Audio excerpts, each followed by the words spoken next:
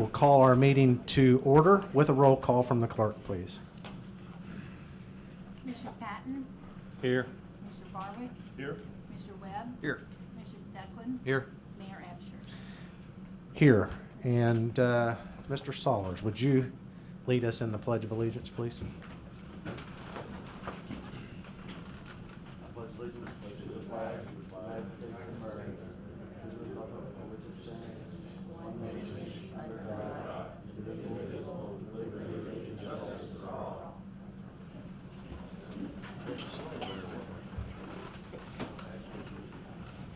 Speaking of Mr. Sollers, I wanted to introduce him tonight as a point really of gratitude.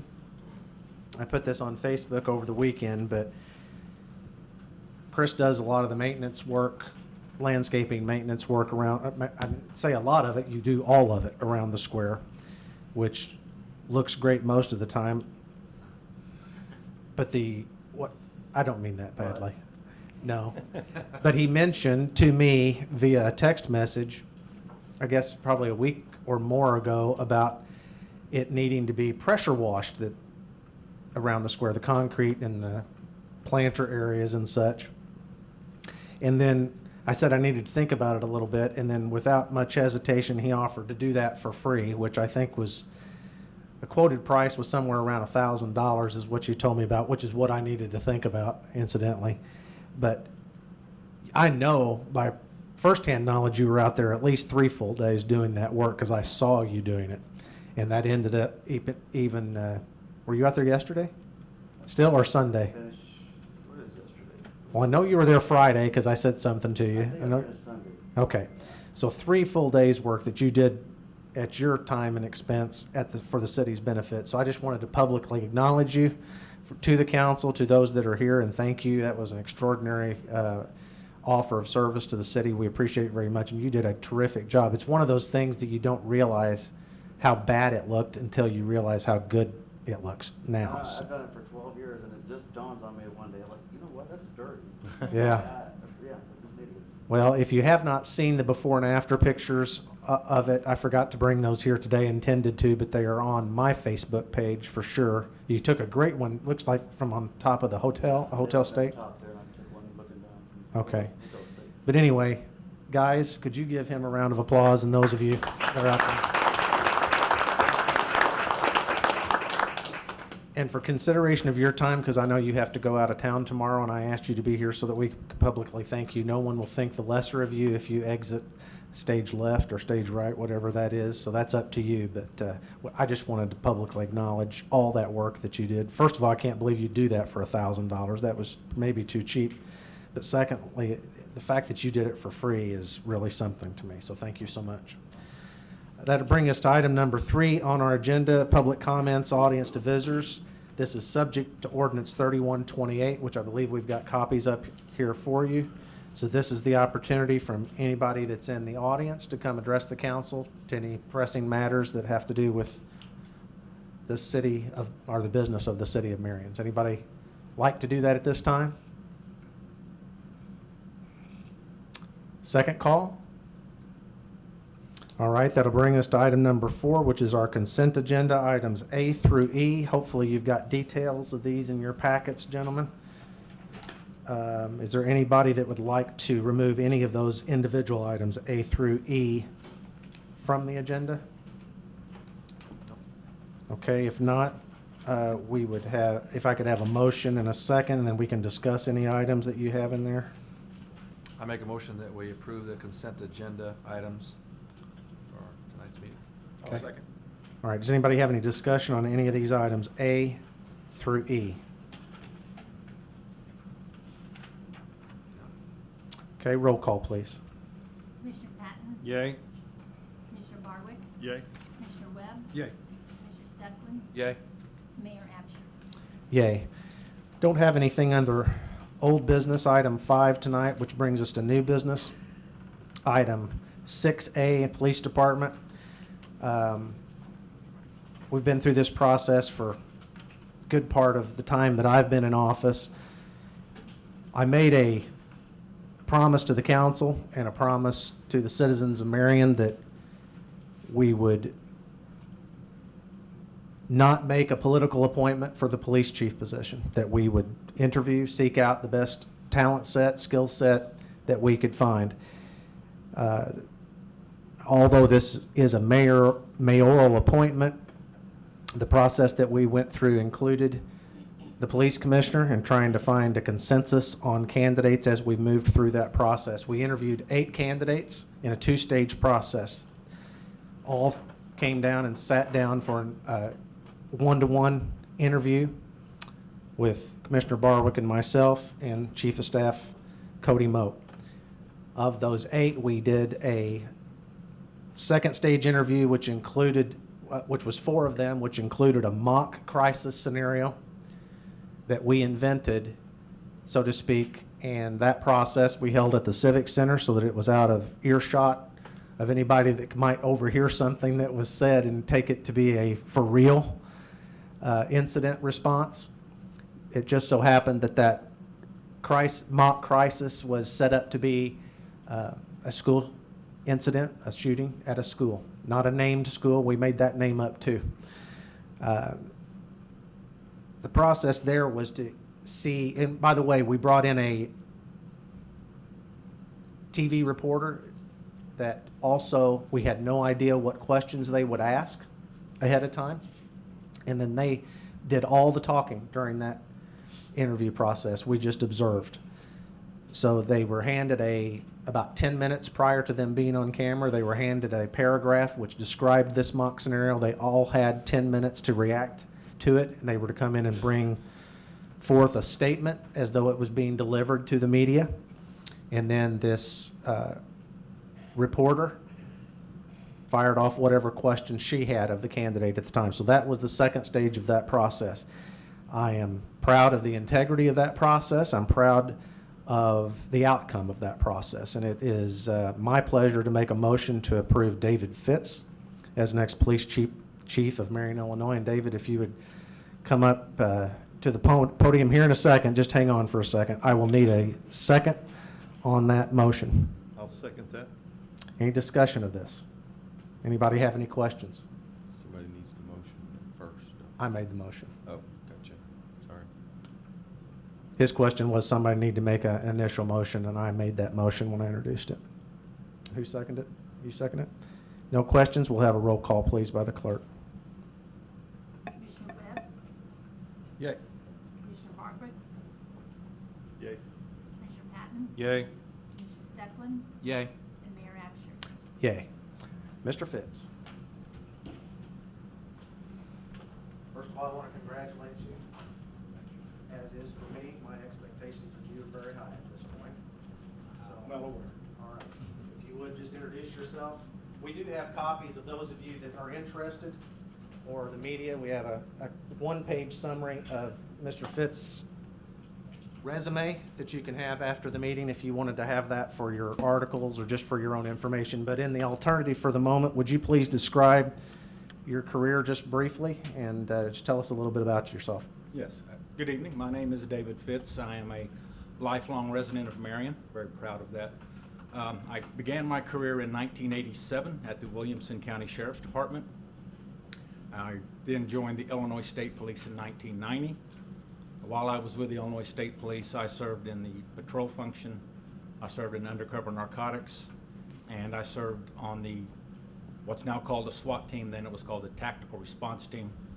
And when I retired as a lieutenant, and I was the patrol commander for District 13. You guys have any questions? Okay, if not, David will ask the clerk to come administer your oath of office. We'll swear you in tonight. We know that your start date is not until early next week, if I understand it correctly. Yes, sir. But do you have some interim work and things you'd like to be involved with, I think, in the meantime? But you understand you're not going to get paid, right, until you start? I understand. We're clear? We are clear. Affirmative, okay. Clerk, would you please He's going to administer? do all this work for free, then yes, I got it. Hey, he set one heck of an example.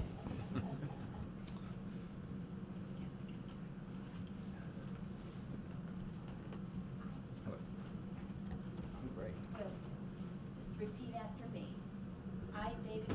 Fitz, I, David H. Fitz, H, can't remember right here, having been appointed having been appointed Chief City of Marion, Illinois, Illinois, in the county of Williamson, in the county of Williamson, as aforesaid, as aforesaid, do solemnly swear do solemnly swear or affirm or affirm that I will that I will support the Constitution support the Constitution of the United States of the United States and the Constitution and the Constitution of the State of Illinois, of the State of Illinois, and that I will faithfully and that I will faithfully discharge the duties discharge the duties of the office of the office of Chief of Police of Chief of Police to the best of my ability. to the best of my abilities. Congratulations. You've been awarded.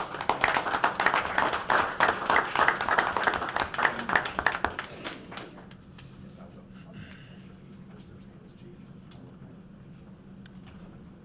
Congratulations.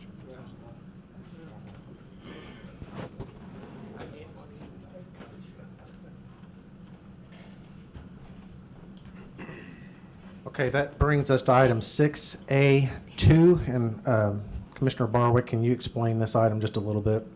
Yes, we've currently got 3 positions open at the police department, and this motion that will be made will be to allow us to fill those 3 positions. We currently have a list of applicants that were tested not quite 2 years ago, and that list will expire on the 31st of May. So we would like permission to fill these 3 positions prior to the 31st of May. These are budgeted positions. It's not new positions that we've created. They've left. One went to the Illinois State Police, one went to Florida, I believe, and one had washed out or failed out of the field training program several months ago. So these are 3 positions that have not been filled, and we would like the approval of the board to fill those. It looks like you're going with experienced people or other people that's already working at other police departments. Do I read that right, or? Well, we do have for sure one that's from another police department, and then the other would be inexperienced as far as law enforcement. Okay. They've have their bachelor's degree. I think one had an associate's degree in criminal justice. Thank you.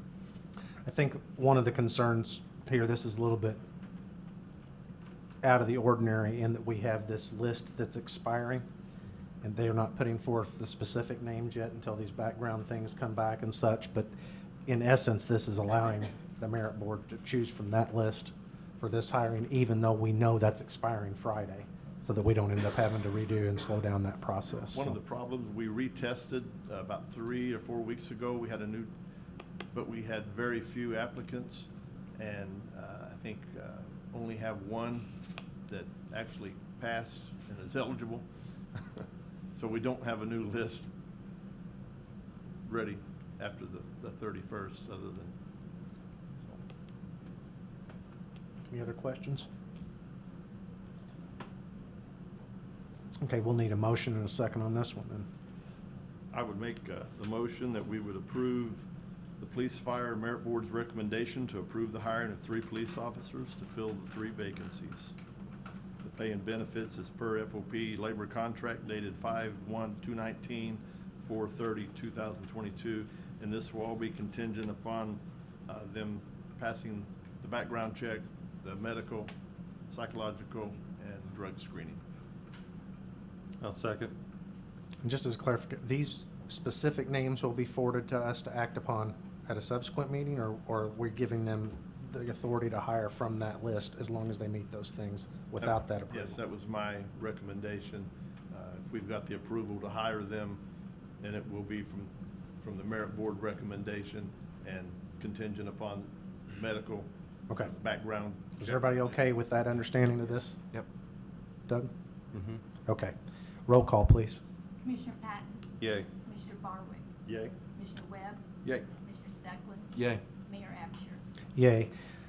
Item 3 under 6A actually should have had its own letter as opposed to a number. This really does not pertain to the police department. But Mr. Moak, would you come up and just take a brief explanation, but I wanted you to understand his perspective on this?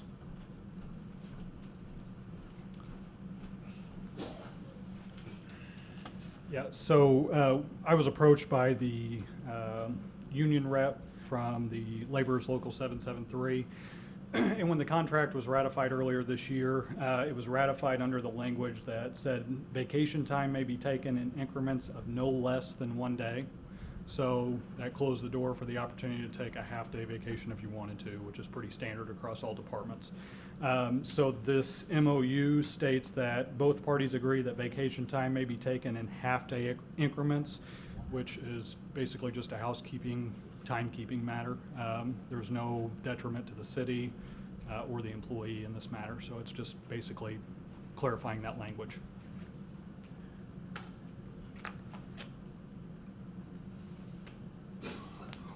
Need a motion on that then? I'll make a motion that we approve the MOU with the Laborers Local 773 to allow for clerical employee vacation time to be taken in half-day increments. I'll second that. Okay, any questions or discussion on that? Roll call, please. Commissioner Patton? Yay. Commissioner Farwick? Yay. Commissioner Webb? Yay. Commissioner Steckland? Yay. Mayor Absher? Yay. Where's Glenn?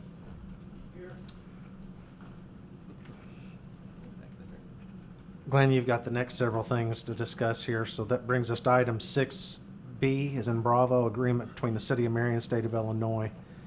This has to do with a intersection, R-cut intersection. Can you explain that to us a little bit?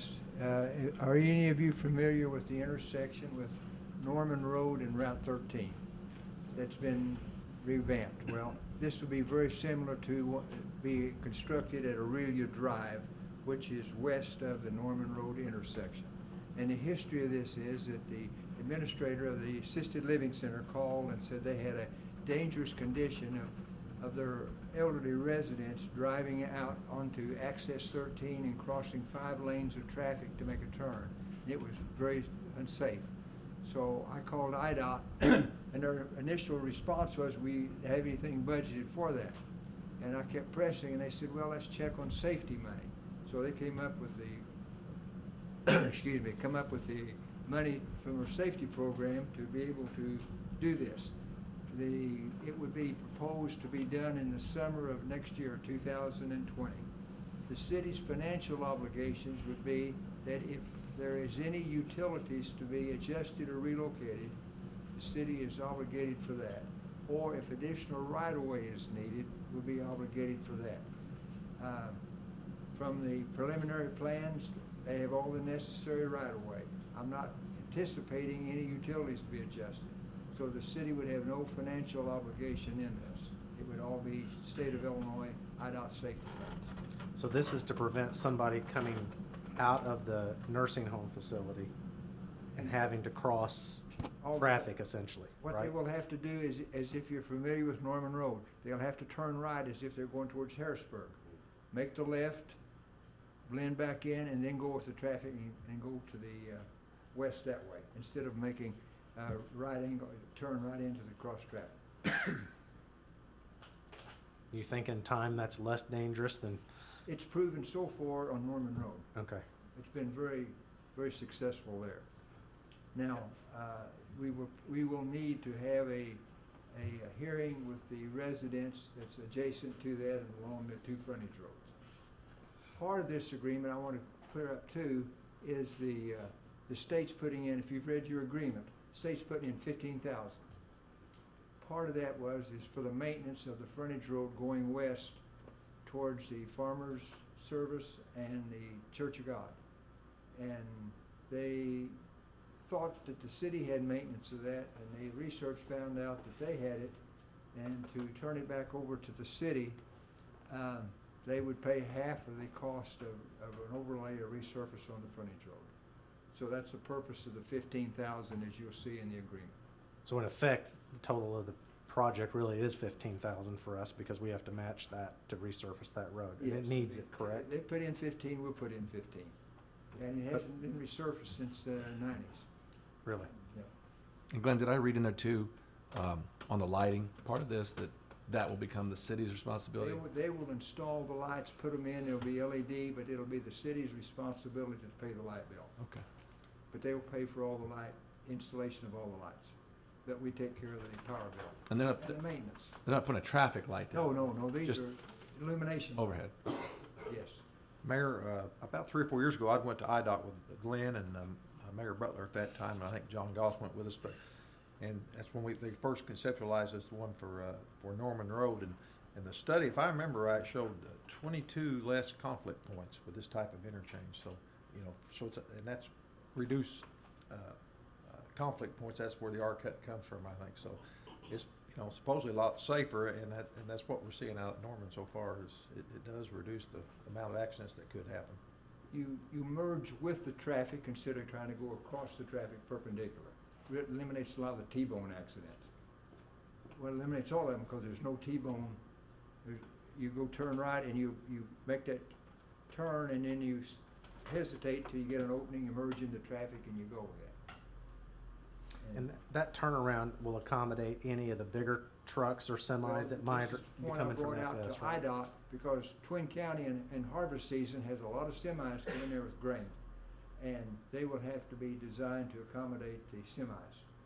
And they promised me they would be. Okay.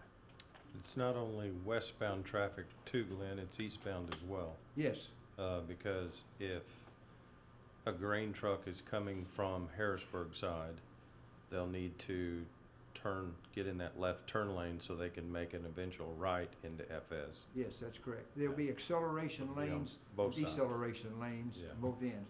And when I say deceleration, if you're eastbound going towards Harrisburg, there'll be a lane to pull off and make your slow turn into the facility to go south.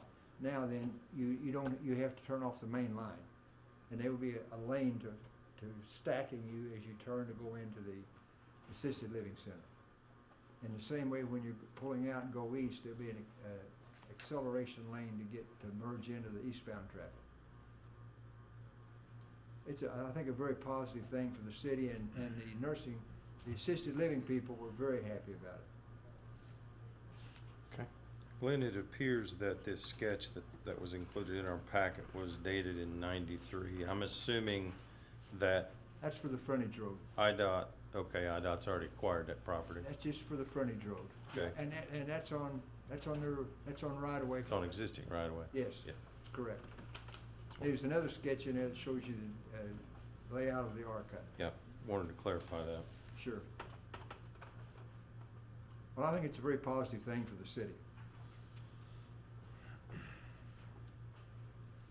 Unless you guys have some more questions, we would need a motion in a second. I'd make a motion to approve the agreement between the City of Marion and the State of Illinois to construct an R cut intersection at Illinois 13 and Arilla Drive. Second that motion. Okay, roll call, please. Commissioner Patton, Abstain? Commissioner Barwick, Yay. Commissioner Webb, Yay. Commissioner Steplen, Yay. Mayor Absher. Yay. Item 6C, Ameren Easement. You're up on that one too. Okay, the Ameren Easement is the city has purchased approximately 1,500 acres for the Sugar Creek Lake property. At the very south end near Parker City, the old Illinois Central Railroad right-of-way the city purchased when they were going to build the lake. Ameren has a 175 kVA line crossing the Illinois Central Railroad, which is a 100-foot right-of-way. So they're crossing perpendicular across 100 feet. They presently have 132 feet of right-of-way from the total for the right-of-way across there. They want to expand that to 150 because the federal government is requiring the big utilities to expand their control of right-of-way. And to get the additional 18 feet across the 100 feet, they are proposing to pay the city $500 for that. Now, if you have the option of turning it down. It's not a mandatory thing, you sign it. But they've got 132 feet of control now for the line. You're giving them 18 more feet, 9 foot on either side. And they're willing to pay $500 for that. It's in a remote area at the very far south end of the City Lake property.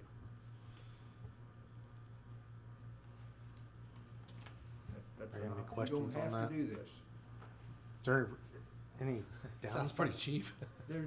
There's no, to me, no doubt, they've got 132 feet of right to go in there and do what they need to do anyway. Right. So you're giving them 9 more feet is what you're giving them technically for legality purposes. And in the real world, nothing's really changed. I wonder if they'll do more clearing back to the new property lines probably, or is there anything to clear? I was told by Ameren that they're doing this practically all over Illinois, where they've got over the 100 kVA lines, that the federal government's insisting that they get more right-of-way from control. But they don't have condemnation power, and the city says, we're not interested, we don't want to do it. I don't think they have any hammer that could legitimately force you to. To me, there's no downside. You get $500, which is not a major item, but It's a nominal fee, but I want them to remember this when we need them again.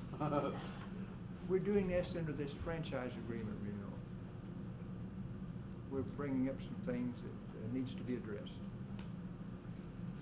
I don't think Ameren will get big sweat if you don't do it. You're right. They don't care. They're a utility I don't think they company. really care a lot. Yeah. They have to make an effort to try to get the additional footage. Yeah. As mandated by the government. It is highly recommended by them. Highly recommended by the government. 9 feet's not gonna make a difference to us It's one in way. the or the real world, we'll never know the difference. Yeah, exactly. What's your pleasure on this item? I told Jim, I think it'd be nice if they go ahead and put lights down the new road out by Pepsi all the way through in exchange for this. That would be nice. I mean, if you don't ask, What can they say, no? all they can The say old is no. farmer used to say, our pry bar is rather short on this piece. Well, like Doug said, maybe they'll remember it. Yeah, we got a longer pry bar on the franchise agreement, maybe, I don't know. I'll make a motion that we approve the expansion of the existing easement with Ameren on the Sugar Creek property for $500. I'll second that. Okay, roll call, please. Commissioner Patton, Yay. Commissioner Barwick, Yay. Commissioner Webb, Yay. Commissioner Stepler, Yay. Mayor Absher. Yay. Item 6D, first item is discussion of placing bids for sale on 5.4 acres in the industrial park. Glenn, you want to tell us about that and why this is on here? Okay, this came about because all of you have drawings in your file showing the location of that and what we're talking about. Well, the gentleman to the south has property adjacent to that. He approached me about, does the city have interest in selling that 5.4 acres? I said, I have no idea. I said, we'll bring it before the council, discuss it. As you can see, it's landlocked for all practical purposes, other than the City of Marion, and if you'll see that big drainage ditch there, that's a detention basin. And that was designed to accommodate the excess water runoff from the Circuit City Center. And to get it from the 14.2 acres that lies to the north of that drainage ditch, it would take probably 2 66-inch diameter pipes to get a roadway across that. You're 800 feet away from a paved road. You're about 1,800 feet away from a 16-inch water line. You're about 600 feet away from sanitary sewer. And it's isolated. Now, I think the question tonight is, number one, do you want to sell it? And number two, then we'd have to negotiate a price, a value, and go through the procedure of selling of land, if you would elect to do this. But I think the question tonight is, do you even want to consider selling? What's your recommendation? You've looked at this, been on this land. Does it have any? And I'm familiar with it. To get a road, water, and sewer, you're probably looking at $900,000 to get back there to that. And practically speaking, I don't see anyone anybody coming up with a $900,000 to get to the 5.4 acres. Okay. Now, what we don't know right now is what kind of value we might have on it. That's something we have to determine later. Do we know what the existing land values are around it? Ballpark? Most of them, the properties, I looked on the county map, but most of it is assessed as farmland, which is reduced, very much reduced amount. Yeah. So it's difficult to tell from farmland prices. And that's probably all you're gonna get. You need to get some comparable sales of farmland, probably, just to get a fair value. Lynn, could we negotiate with only the one individual that's interested, or would we have to put out for bid for anybody to? It's my interpretation from the city attorney who talked to us today that we have to publicly advertise this. So what is it, Dave, 3 times? Yes, sir, 3 consecutive weeks, and you have to have it advertised, it started at least 30 days prior to the date you're gonna have the meeting where the bids are taken. So it's not like we can go and sit down and negotiate with the property owner. We have to publicly advertise it. We can establish a minimum bid in the advertisement. In other words, we're not gonna sell it for $10 an acre or anything like that. Yeah. But you can put a minimum bid in there for that. But I don't think, we can't determine that tonight, but we can determine, number one, do we want to advertise for bids for sale of the property? You can always reject your bids.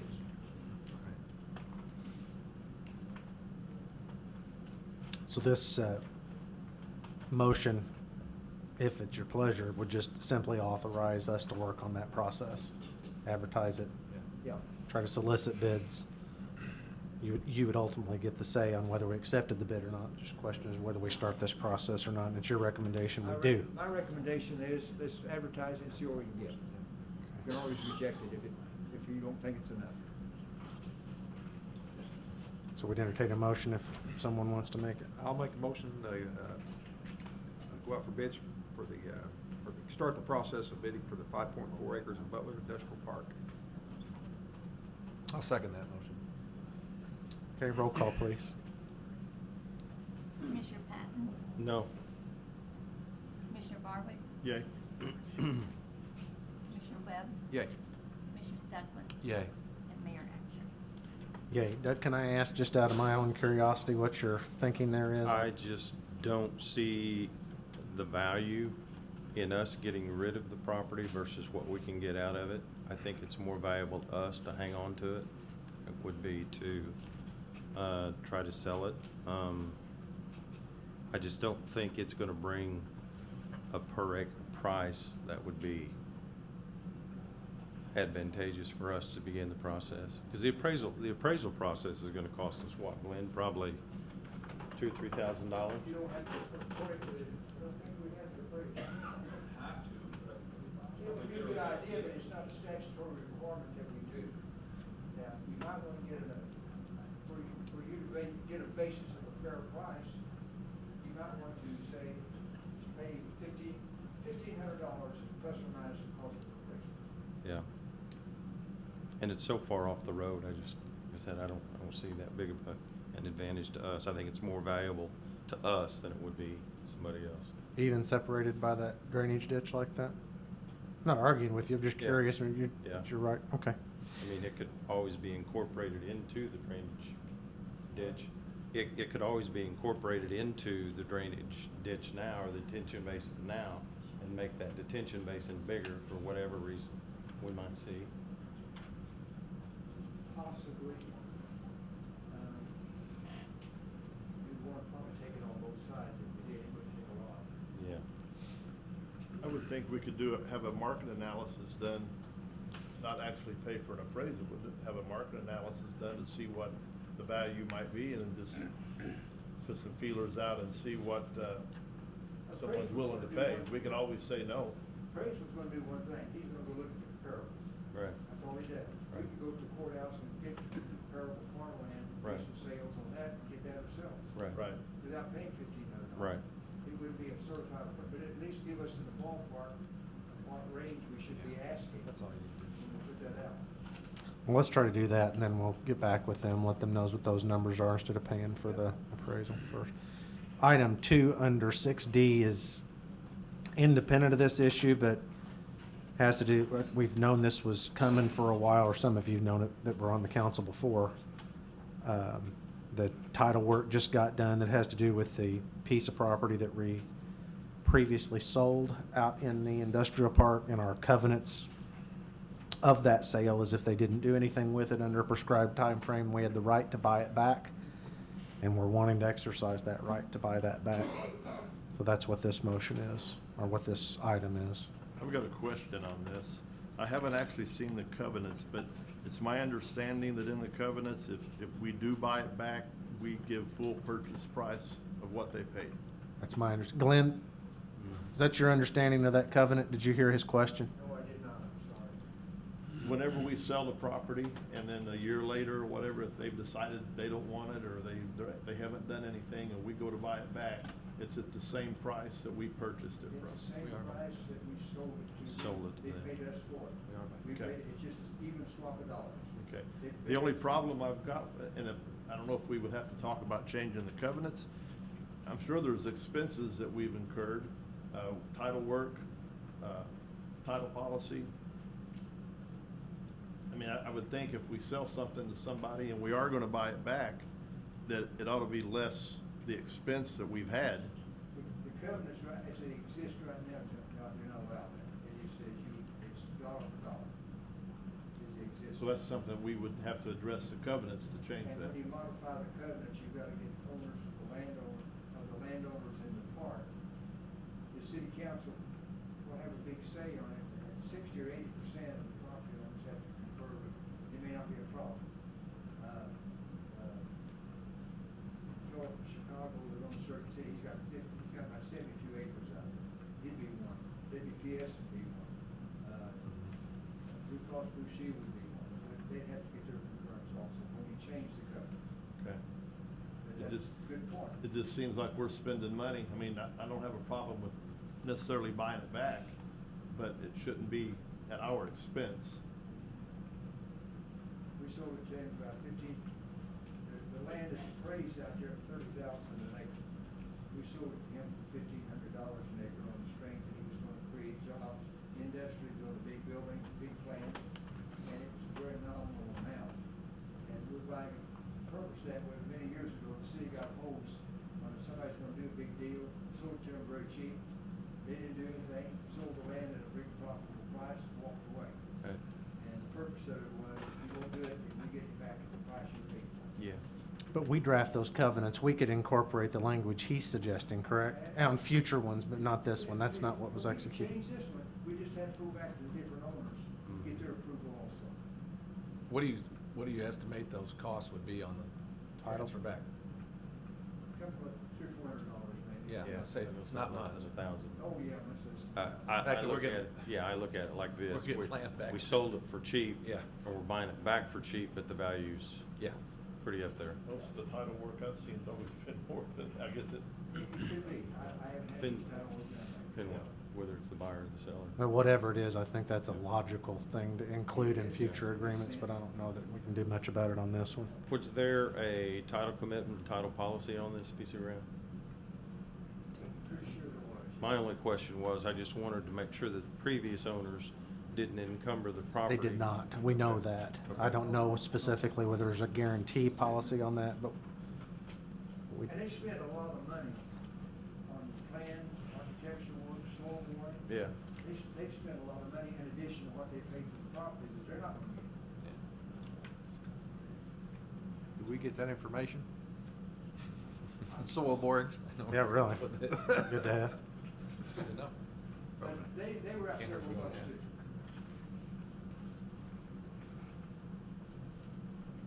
But we'll need your approval through a motion to purchase this property back, which we're basically have to anyway, but we still need to do it. I'll make a motion that we approve to repurchase the property from 14 Warehouse and Storage LLC located in the Butler Industrial Park for $16,000.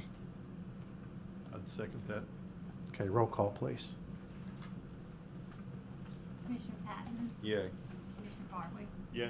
Commissioner Webb? Yay. Commissioner Stedflin? Yay. Mayor Absher? Yay. Item 6E is looks like 7 different TIF ordinances. Before we move into those, my intent here is to vote on the first one, and then the other 6 can be as a block. I don't know if you've read through those. I need to preface, before we vote on the first one, what this one is about, because it's a little bit out of the ordinary. And most of this is not just, I know you guys have some of this information, not all of it, but most of it's for the general public. In an attempt to make something that has the potential of becoming controversial, very non-controversial, I want to be absolutely clear with this. I own two pieces of property that are within two different TIF districts in town. One is in Marion Heights, which is where the Watermark headquarter building is on the hill. This ordinance 3531 is amending that TIF agreement to remove that piece of property from that TIF agreement. Here's why. First of all, I want to make this abundantly clear, especially for those of you in the media. I have never received a dime. I will never receive a dime from a TIF redevelopment agreement on either of these properties and either of these TIFs. That's not the issue. You would think that the law would state that I can't benefit financially from these, or I have to either recuse myself from these things or remove them from the TIF. But that's not. It simply says it cannot be in a TIF.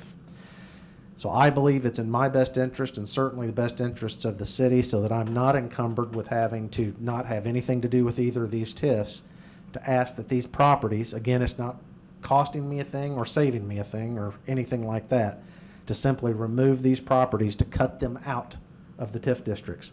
That's what this is about. I'm trying to do my due diligence and what's right by the way that I read the law. Accordingly, the way I read the TIF statute, there's a statement I need to read. So this really comes in two steps. This ordinance 3531 is removing one of my two properties from the TIF, this one specifically to Marion Heights. These other TIF ordinances, the other 6, have nothing to do with that, or me for that matter. What is still forthcoming is, and a little bit more complicated, that this ordinance 3531 only deals with one property identification number, one parcel of property. The other piece of property that I own is where Watermark Ford Hyundai is at. That's actually over 4 different pieces of property, 4 different PIN numbers. Is a little bit more complicated as relates to legal descriptions and what we'll have to do. That one will be forthcoming as soon as that piece is figured out at a subsequent meeting. In the meantime, until that's done, I will not be voting on or acting on in any way on behalf of the city on anything to do with TIF 1. And I will not be voting on this ordinance number 3531 to remove my piece of property out of it just because I think that's the right thing to do. The way the TIF statute is constructed, it requires me to make this declaration to the clerk and have her recorded in the minutes. I, Michael W. Absher, as a member of the corporate authority involved in the planning and preparation of a TIF redevelopment plan, project, or area for the above referenced municipality and TIF district, I hereby disclose, pursuant to Section 1174.4-4N of the Tax Increment Allocation Redevelopment Act, that I directly own real estate included in the above referenced TIF district redevelopment project area, and then there's a legal description below that with the PIN numbers, and I have signed it. And then there is a conflict of interest declaration form that lists on this second page here. This will be entered with the clerk. It's available to any of you that want to see it. There is no controversy here. I'm trying to avoid it. So that's all this is about. So again, this one and this ordinance that we're acting on removes that one piece tonight from that property. I will not be voting on that. I will abstain from it. There's no action on this agenda that pertains to TIF 1. If there was, or if there will be, prior to us taking another ordinance action to remove the Marion Ford property from TIF 1, once that's ready, I will be abstaining from it out of due caution and what I believe is adherence to the TIF Act. Anybody have any questions on that issue? I have a little one. A little What's the question? other piece of the property up on the top? That one. What's this one? 'Cause it says these are parcels. This is yours, right? Yeah, I don't know. What's that? It's odd that that's, and it does, I couldn't read where it says it in here. It's not part of this action, so I don't know why it's shaded that way. 'Cause That's it- on the very north end of it. It says removed by Fifth Amendment. See this right here? Mhm. I don't know what you do with that, but put a bocce ball court in, it's so little. I don't know, but that's not mine, so if that's something else. I was just wondering why that was included. Cody, do you know on this map? It's on the what that- north end of that property. On 3531, Yes. Yes. If you look at that diagram, I it didn't shows the notice it, parcels actually. removed. There's a little strip, I mean little, What's that PIN number? Can you read it? It's really tiny on. Yes. See, the way my map shows it, it's not included in the TIF. I don't, look at this one. I don't think that strip's part of this. Oh, I think it's a shading issue on your copy. because we got this, this is removed. Yeah, sure does. And it's, Yeah, it lists 3 parcel numbers, yeah, Sure does. 427,002 and it's this one. It says parcel removed. And it's got it lightly shaded right there. His is different. 30208. See, mine doesn't point to it. His It says is partial that. removed. Like I said, that's a really odd piece of property. I'm sorry. No, that's a good question. That's a great question. I didn't know. Well, you wouldn't because it's not on yours. Well, I don't even have a little pointer. I know. You got it? Oh, well, sorry. In the Tell you body- what, let's, In the body of it, it does say redevelopment project areas hereby amended to remove the 3 parcels Right. described in Exhibit A. what I don't know is what those other 2 parcels are. They're listed on page 3 of 5. Yeah, it gives an ID. Yeah, I know what the IDs are. I see that here. I don't know why. Right. But it has. It's 02 and 08. one. It's the top one and the third one.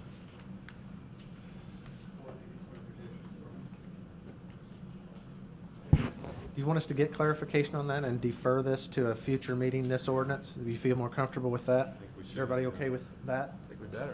That's fine. That's fine. Okay, Sorry. it's okay. I think we can include those on this one. Well, this need to also says Marion Heights then. So again, for clarification's sake, we're going to include those PIN numbers on this declaration form and ask the clerk to read those into the minutes, not literally, but we'll give them to you to have into the minutes of this meeting.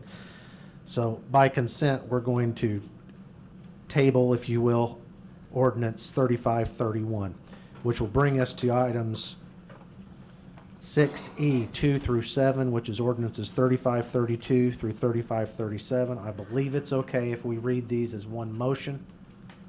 If there's no questions on these are all, this has nothing to do with me.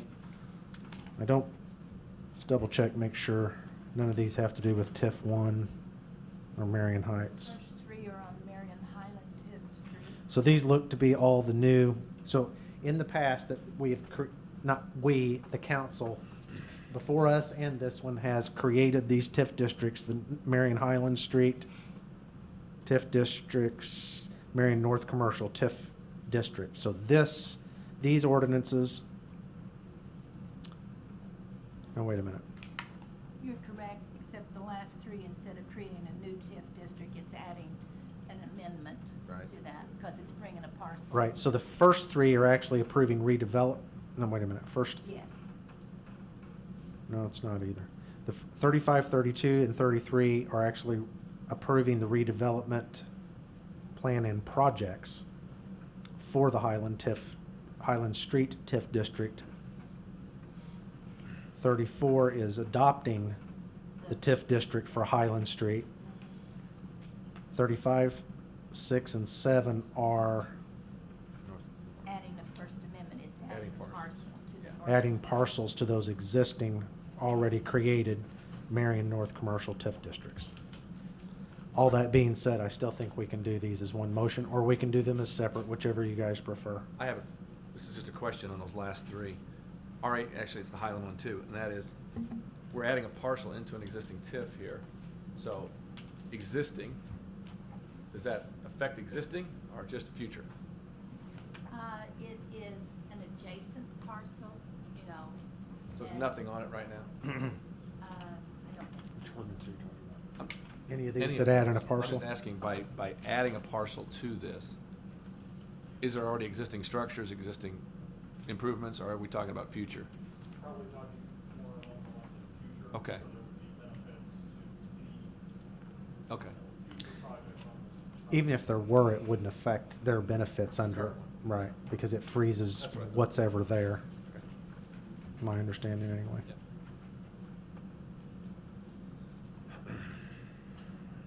Anybody have any more questions on it? I think I've made it 10 times harder than it needs to be.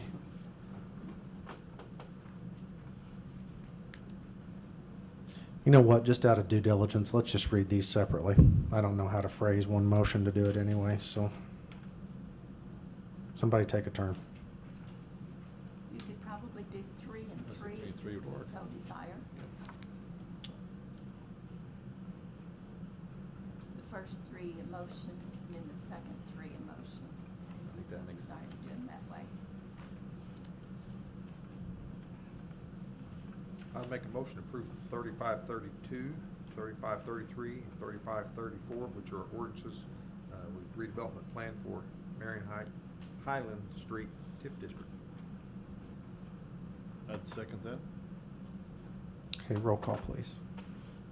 Commissioner Patton? Yay. Commissioner Barwick? Yay. Commissioner Webb? Yay. Commissioner Steplen? Yay. And Mayor Absher. Yay. Jim, you did so well on that last one. Just go right ahead. Okay, I'll make another motion to approve 3535, 3536, and 3537. These will be ordinances approving the additional properties amendments to the redevelopment plan and projects for Marion North Commercial TIF District. I'll second that motion. Okay, roll call, please. Okay. Commissioner Patton?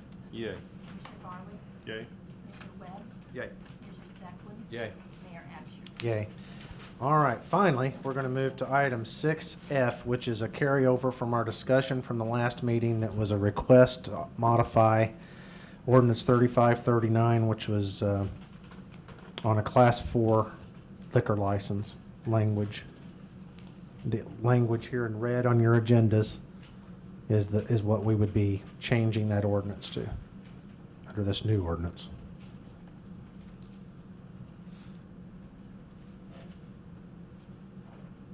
Really, the only difference from last meeting to this meeting is that we added that word only twice. Yeah, that was council's, Lawler's in assistance and insistence that we include that just for clarification purposes. That's the blue word there only, twice in that paragraph. Mayor, I know we only had the one request, but I guess it does include all hotels in Marion, right? I mean, It would include anyone that has this Class 4 liquor license. Now, that in effect is motels and hotels, yes.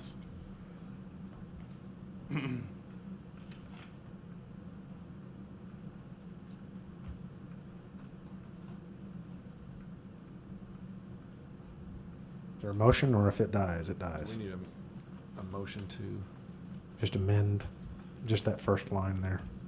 okay. To I'll make read a- as presented. Okay, I'll make a motion to amend ordinance 3539, amending section 7E of the Class 4 liquor licenses to read as stated. I'd second that. Any other discussion or questions on this? Roll call, please. Commissioner Patton? Yay. Commissioner Barwick? Yay. Commissioner Webb? yay. Commissioner Steplen? Yay.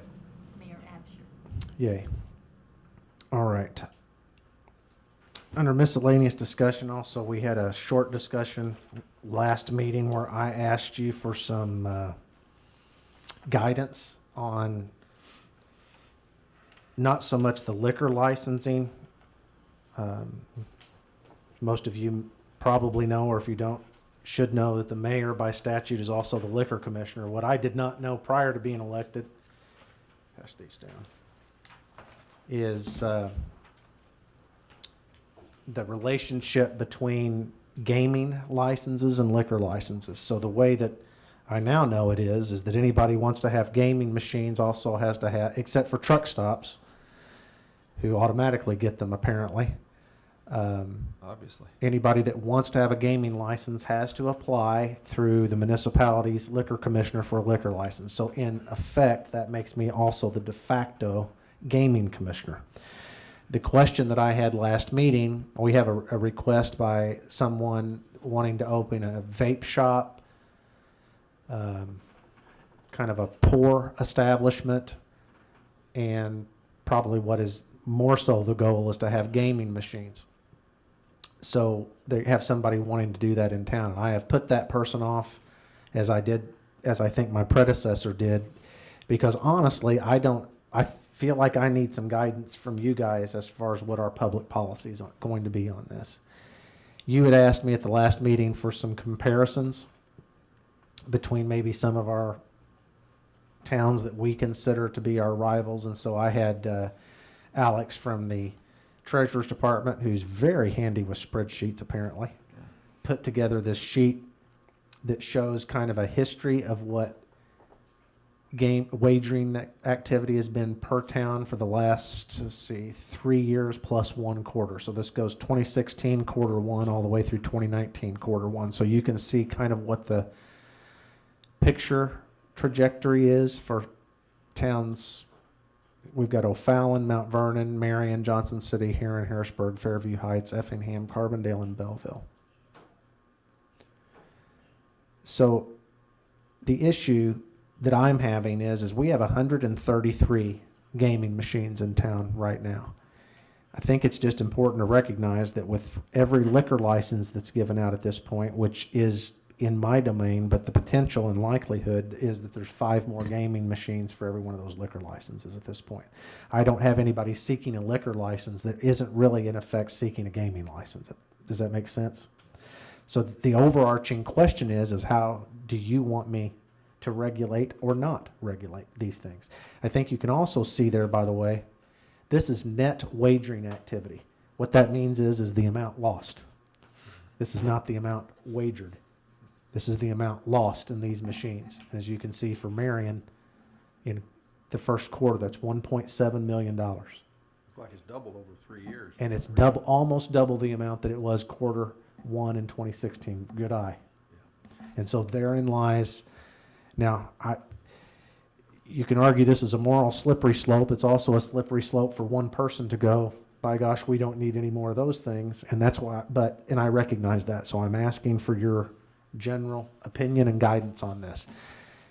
Because just like I didn't realize it at first until it was explained to me, I'm not sure that maybe you guys did. But the reality is every liquor license, and we've got plenty of them that are legislated, that are open and able to be issued by me just with a stroke of a pen. But the reality is that there's really 2 issues. One, is there a moral hazard with this, or is that proverbial horse already out of the barn? Can we make it worse? Is there a point at which too many of something actually rolls backwards and hurts the people that have an existing license and have invested in existing gaming machines? So as I put this data together, it's interesting to look at. I don't really see a trajectory there for us that's any different materially than any other town. You know, as far as what's doubled in the past 3 years, it has also done so for Mount Vernon. It's certainly done so for O'Fallon. It's evident what truck stops do to this.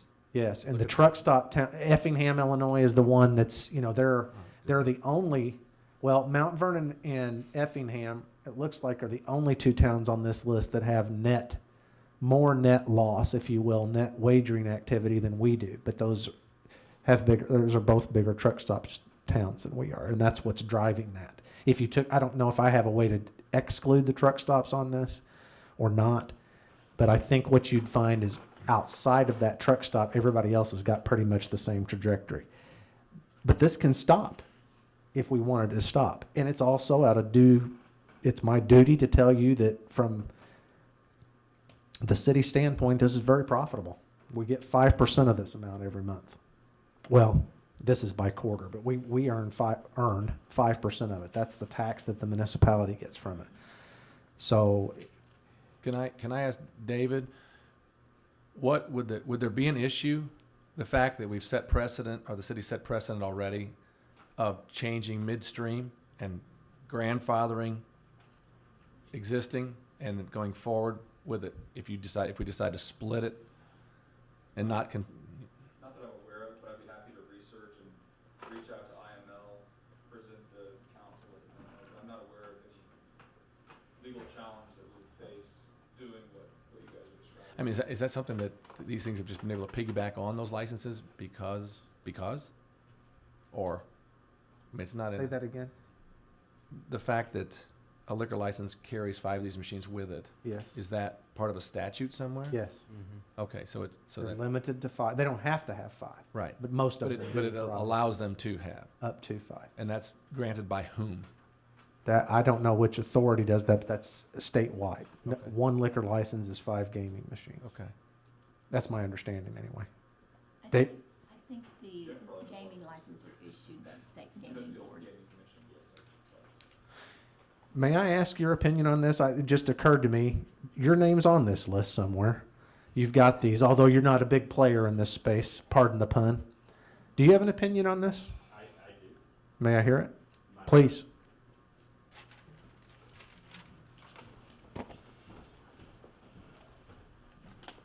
I think that most people here, when you brought up liquor licenses, thought I was here for that. I was really just here to take in the evening's meeting, so, but I'm happy to comment.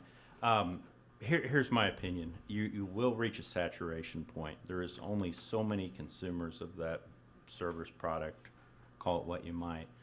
Eventually, you will reach a saturation point. There's certainly transient individuals that are passing through the area and so forth, but that's a certain percentage. I think you're also going to see the state taking a larger percentage of the revenue, both from the retailer and also from probably the municipality. And I think that's forthcoming pretty soon. So They take 30% in total now, correct? And there's been discussion of that increasing Yeah. for the state's portion. So that's really the only comments that I would have. I think you're going to reach a saturation point. Are I we think there? you're- I Are we think at you're- that I sa- think you're approaching that. The other comment that I would make, and I'm familiar with this a couple of years ago, so it may not be as relevant, but I know from my experience up in Mount Vernon, there was a lot of concern with how it affected the fraternal organizations. And I'm not sure how that plays or factors into this city's current state, but it is certainly a consideration. And by fraternal, you mean VFW, Elks, BPOE, so forth. all that? Sure, sure. Okay. Thank you. I'm just saying, if we're able to have them as a separate entity under the liquor commissioner's control, you still can grant them to the fraternal, I mean, you pretty much can pick and choose then. Now, I don't know if that's gonna get us into hot water or litigation later of saying no to one person and yes to another and saying, okay, now we got a suit against us because you gave it to them, you didn't I give it don't, to me. I mean, the way I read the liquor ordinances is the liquor commissioner has pretty broad authority to regulate this within the municipality. The problem I have is that what was unintended by that mechanism was this concept. And I just, at minimum, I want you guys to understand that there's no way that we, to my knowledge, and David, if you have any different information on this, please speak up. To my knowledge, there's no way to insist that someone doesn't put in gaming licenses if I grant them. I mean, there's nothing somebody can sign, to my knowledge. Do you know, David? I mean, can we ask for that? I think we could enact an ordinance if we wanted to, but that's a. I'm not. We have to be careful with further restricting what a state statute has already provided. I've had that conversation with IML earlier, so I will research, and I'm not sure. That's a very good question, though.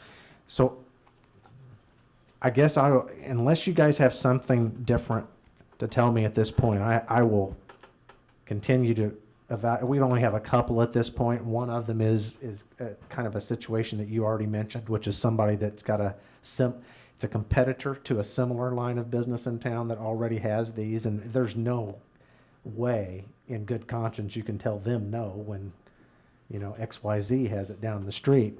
And therein lies this gorilla that, like I said, that's kind of out there.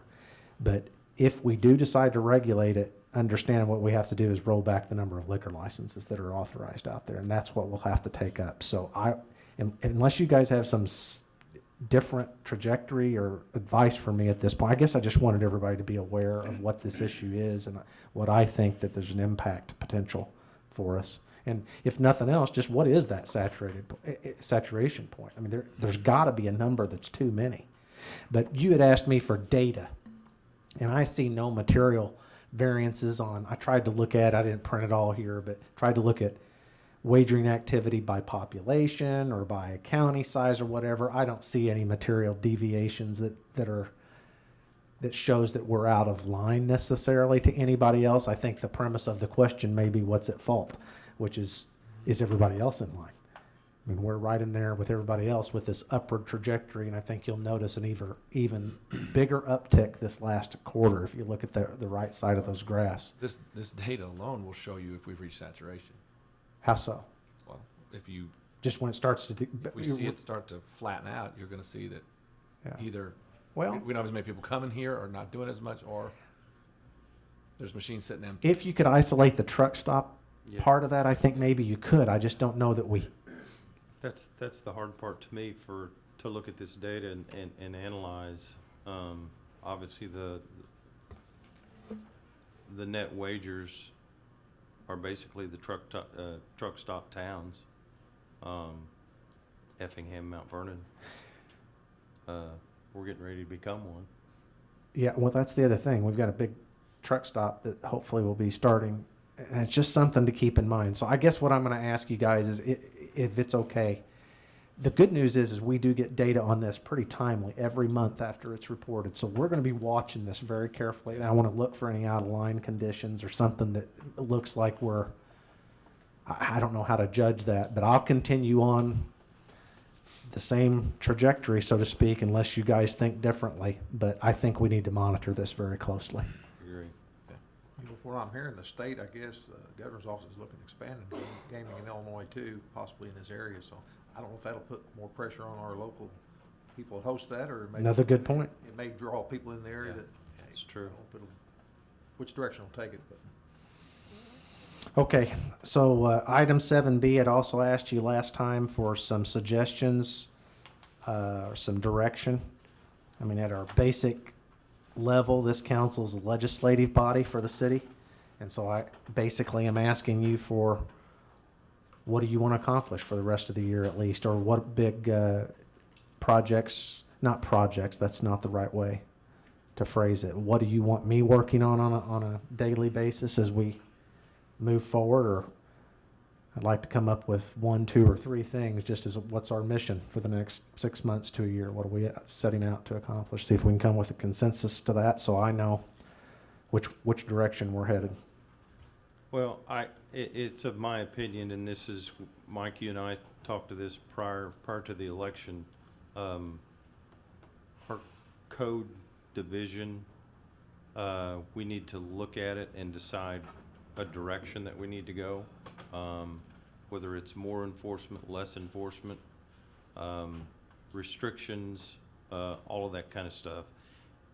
And these conversations need to include everybody. And when I say everybody, I'm talking about the landlords, the tenants, the adjacent property owners, the county tax people, everybody, so we can come together and come to a consensus, not based on what we think as a council, but what the community thinks. What do you want as a code enforcement program? Or how much do we regulate? How much do we not regulate?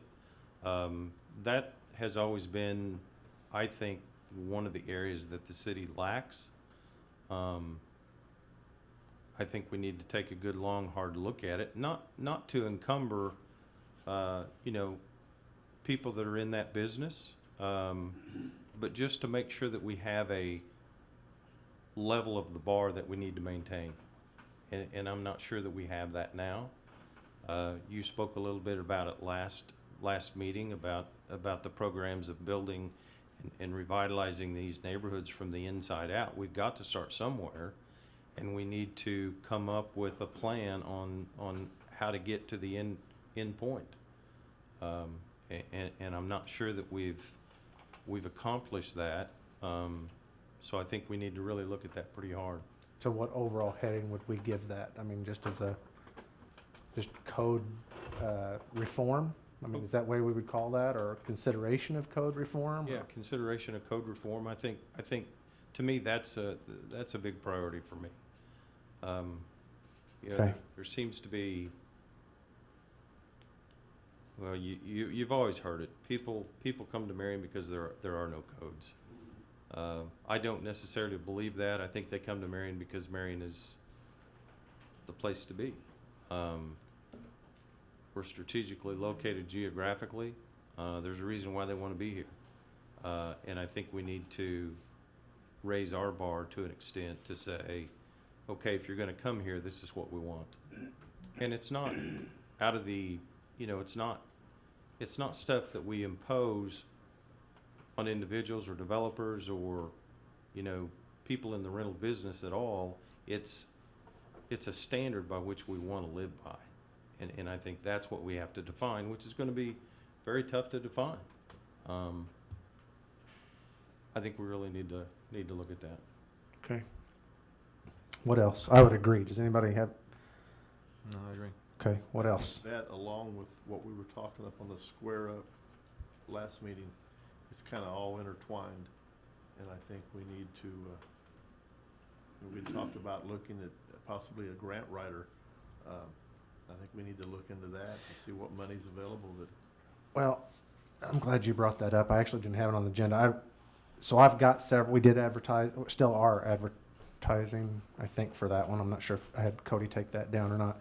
One thing I did do, and I'm ready to start interviewing two or three different people that kind of popped out. I did check with the city of Paducah and got their job description, and it was very nice. They also gave me all their pay ranges for that job, which I didn't actually ask for, but I was really glad to get it. So that gives us kind of an idea of what that position ought to pay. So I'll give you more feedback on that one after I've got a chance to interview some of these people. But since you brought that up, I did stick that in here to tell you about. So how would you, just talking about revitalization programs in general as to what are our options there? Right. Okay. And I think that carries through to all the departments, because, it's things that I know that the water and the sewer are working on are part of the bigger projects that the street's working on, and I think that's good that the public knows what's coming and what's happening in the town, because, Okay. You hear complaints all the time, traffic's bad here and lighting's bad there and there's flooding over there. Well, I think it's time we let people know ahead of, hey, this is what we're doing about it. And I think that goes along with, hey, we're up in the square, we're doing this, we're doing that. Okay. Like you That's said, the visitor glasses, put that everywhere, across departments. I know the TIF funds have been very handy, at least in certain TIF areas, but making sure we prioritize it, we could maybe utilize some of that money to help with some of this too. Yeah, I'm going to put that as a sub-component of this revitalization. I can assure you that if the area, here's the thing, if the area we're trying to revitalize is in a TIF, then we can use TIF funds in some ways that this city has never utilized it. And that's not throwing darts at anybody. I'm just saying it's not been the way we've approached it. I spent, along with Glenn and Cody, some quality time last meeting with the TIF attorneys. And there are some very exciting things we could do if some of these residential areas are included in the TIF. So that's something I probably will ask you guys to consider, is maybe expanding some of our existing TIFs to include some of these areas that we want to spend some dollars on and use those TIF funds. Quick comment, real quick. It kind of fit in with this. She couldn't be here tonight, but I wanted to mention that Betty Parton with Modern Woodmen of America had reached out to us last week, and I think she's probably worked with you guys at some point in the past. They have about $1,800 set aside that they would like to donate to the city in the form of some sort of a project that could beautify either the downtown area or another part of town. So kind of fit in with this conversation. If you think of something short-term, smaller scale that we could enact pretty quickly, they have the funds ready to go for that. Okay. Like I said, to the tune of about $1,800. So. How did that come up? She just call with that, just out of the? Yeah, I guess, nowhere? and maybe you guys can speak to this. I think in the past that they've reached out. They do this in all area communities. It's part of the service that they provide to the community. And like I said, she couldn't be here tonight. Angelo may be able to speak on this a little bit. I think he's had some work in the past with Modern Woodmen, but they do various service beautification projects in the community as part of their service of giving back. Since you brought up that word, and if this intersects with this second thing, revitalization or whatever,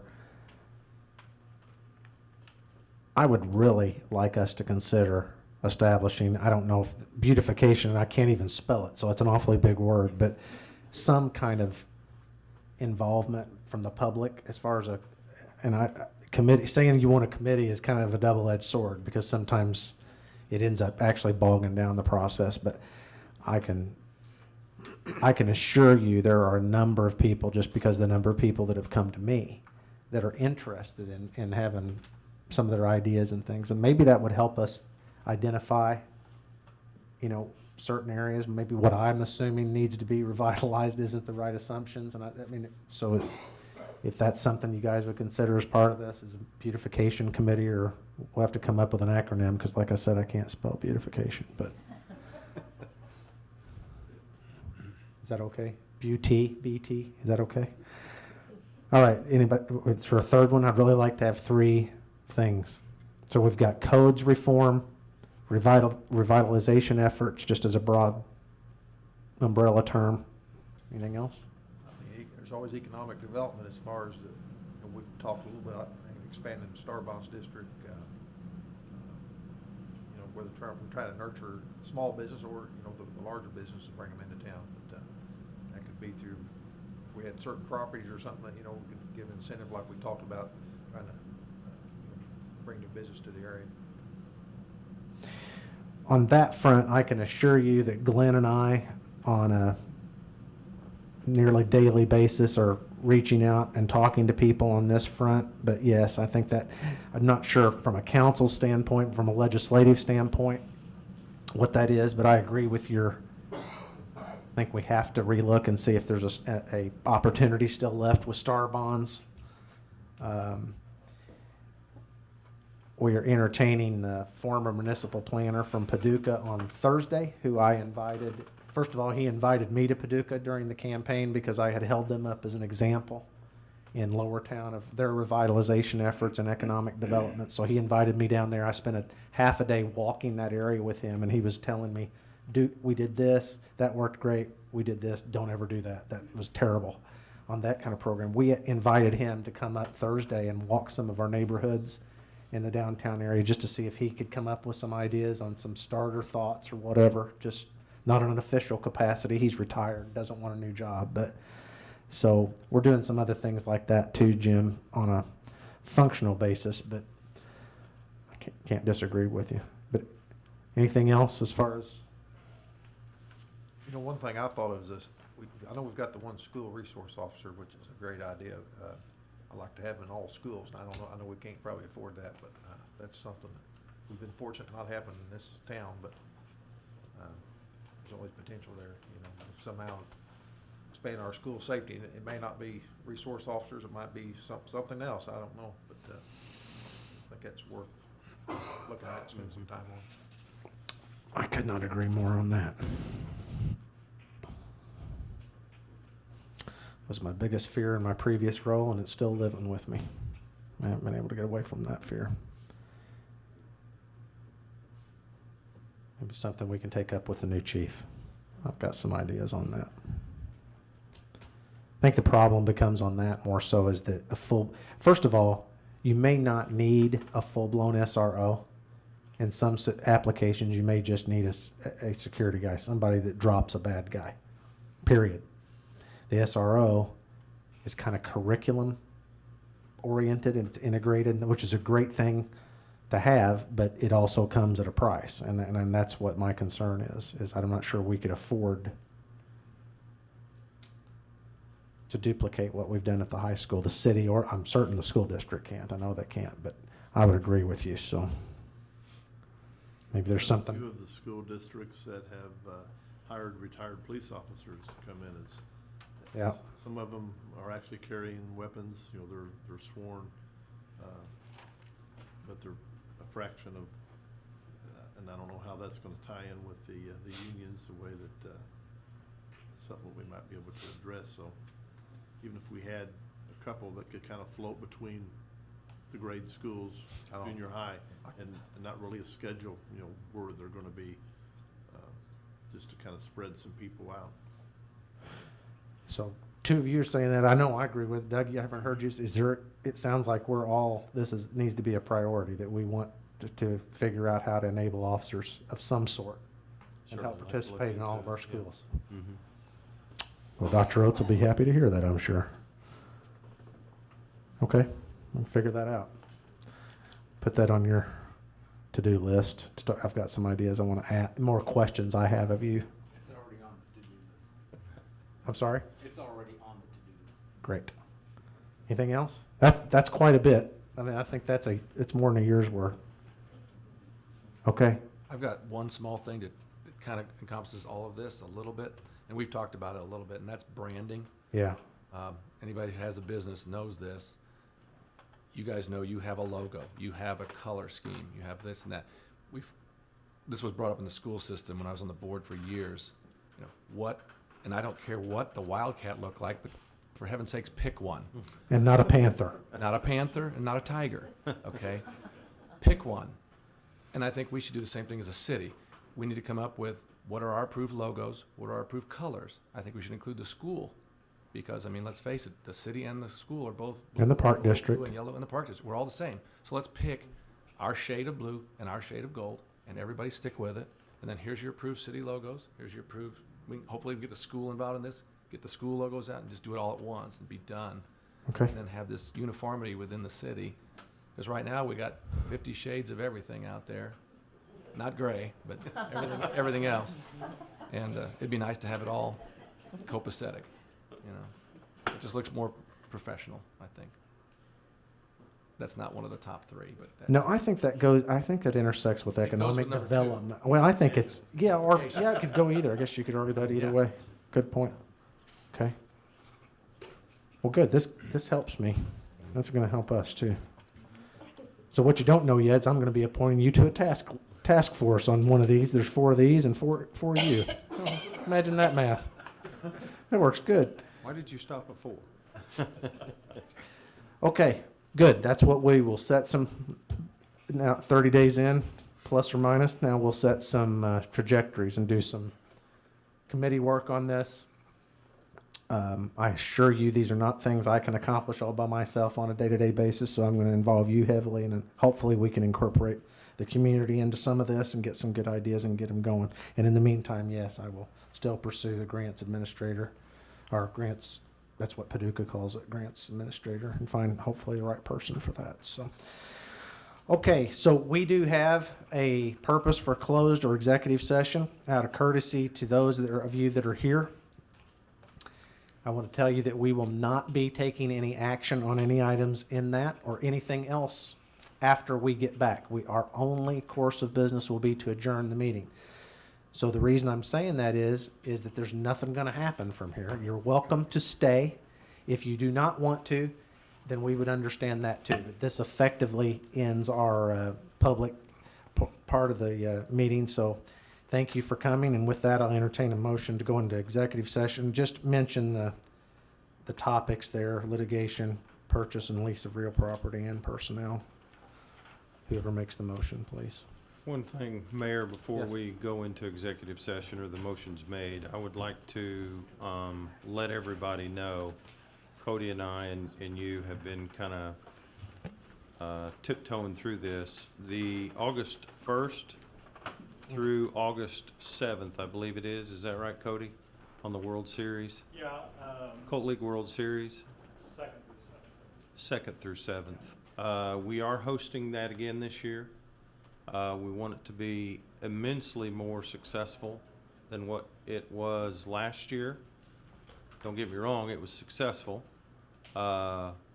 This is a big deal, and we want to continue to try to make it a big deal. So drum up the advertisement, the whatever you want to do, but we need to, on our end, advertise it more, get the exposure out there, and this is a community, Southern Illinois thing. It's not just a Marion thing. Great facility to have the tournament at, and just wanted to make everybody aware of that. Thank you. Okay, so now we'd entertain a motion to move into executive session, please. I'll make that motion. Second that motion. Okay, roll call, please. Commissioner Patton? Yay. Commissioner Hardwick? Yay. Commissioner Webb? Yay. Commissioner Stefan? Yay. Mayor Abbott? Yay. All right, we'll, Mr. Lawler? Yes, sir. we need your services in this meeting. Mr. Clarett and Mr. Moak.